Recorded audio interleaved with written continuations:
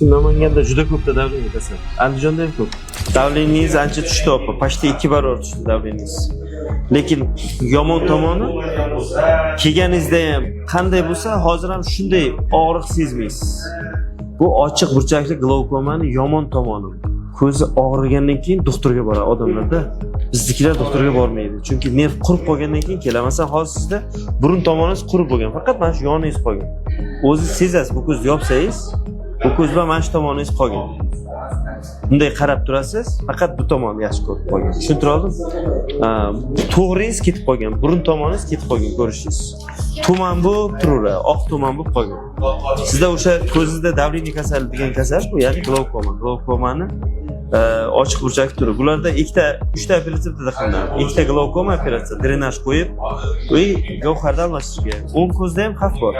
O'ng ko'zda gavharni almashtirib qo'yilsa, glaukoma bo'lmas. Tushundingizmi?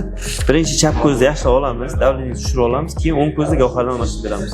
Chunki o'ng ko'zda ham kamera melki, любой moment xuddi shunaqa glaukoma kasallik kelib chiqishi ehtimoli bor. O'shani oldini olib qo'yamiz.